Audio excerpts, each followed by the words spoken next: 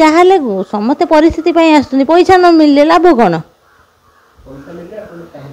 ଆଜ୍ଞା, କିନ୍ତୁ ଆମ ମାଲିକ ବାବୁ କହୁଛନ୍ତି ଯେ ପଇସା ଦିଆହେଉଛି ବୋଲିକି, ସେଇଟା ପଇସା ମ୍ୟାନେଜମେଣ୍ଟ କିଏ ଇଏ କରୁଛନ୍ତି କି ବାବୁ ପଇସା, ସେଇଟା ଆମେ କନଫର୍ମ ଜାଣିପାରୁନୁ।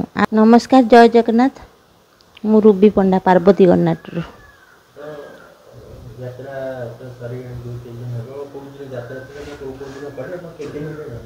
ଆମର 14, 15, 16 ଯାତ୍ରା ହେବା କଥା। ଯାହାଫଳରେ ଫାଷ୍ଟ ଦିନ ଟିକେ ଆମେ ଦୂର ବାଟରୁ ଆସିଲୁ, ବର୍ଷା ବି ହେଲା, ଫାଷ୍ଟ ଦିନ ଯାତ୍ରା କରିପାରିଲୁନି। ତାପରେ 15, 16, 17 ଯାତ୍ରା କଲୁ। ଏଇ କଳାକାର ମାନେ ଷ୍ଟ୍ରାଇକ୍ରେ ଟିକେ କ'ଣ ପ୍ରୋବ୍ଲେମ୍, ତାଙ୍କର ପଇସା ପତ୍ର ସମସ୍ତଙ୍କ, ଜଣେ ଅଧେ ନୁହେଁ, ସମସ୍ତଙ୍କର ବି ପ୍ରୋବ୍ଲେମ୍ ଅଛି, ମୋର ବି ପ୍ରୋବ୍ଲେମ୍ ଅଛି।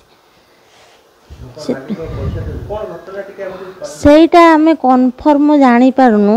ମାଲିକ କହୁଛନ୍ତି ଯେ ଆମେ ମାଲିକ ପଇସା ଦେଉଛୁ, ଏଠି ମ୍ୟାନେଜମେଣ୍ଟଙ୍କର ଭୁଲ କି ମାଲିକର ଭୁଲ, ସେଇଟା ଆମେ ଠିକ୍ ସେ ଜାଣିପାରୁନୁ। ଆମେ ଚାହୁଁଛୁ ଯେ ମାଲିକ ଆସିକି ସେଇଟା ଫେସ୍ ଟୁ ଫେସ୍ ମାନେ ଇଏ କରିଦେଲେ ଆମେ ଜାଣିପାରିବୁ ଯେ ମାଲିକ ଦେଉଛନ୍ତି ପଇସା କି ମ୍ୟାନେଜର ମାନେ ଏପଟ ସେପଟ କରୁଛନ୍ତି କି କ'ଣ ଜାଣିପାରିବୁ।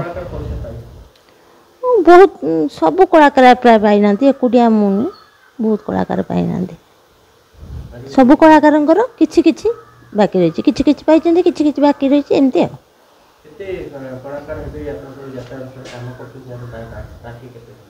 ଆଜ୍ଞା, ତଥାପି ଯେତିକି କଳାକାର ଅଛନ୍ତି ସମସ୍ତଙ୍କର ବେଶୀ ନହେଲେ କାହାର କମ୍ ଥିବ, କାହାର ଅଧିକା ଥିବ, ଏମିତି ଆଉ। ତଥାପି 50-60 ଜଣ କାମ କରୁଛନ୍ତି।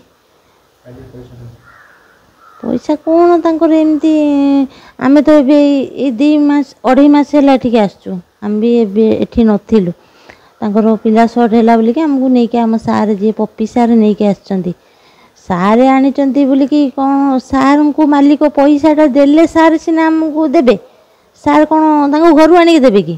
ସେଇଟା ଅସମ୍ଭବ କଥା। ଯାହାହେଲେ ଆମେ ମାଲିକର ଡ୍ୟୁଟି କରୁଛୁ। ସେଟା ବି ଆମେ ଘରୁ କଣ୍ଟାକ୍ଟ କରିକି ଆସିଥିଲୁ ଯେ ଆମ ସାର୍ ଆମକୁ ଯିଏ ନେଇକି ଆସିଥିଲେ ସିଏ ପଇସା ପତ୍ର କଥା ସବୁ ବୁଝିବେ ବୋଲି।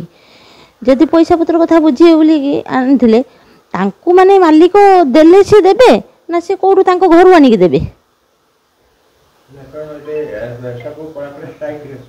ଆଜ୍ଞା,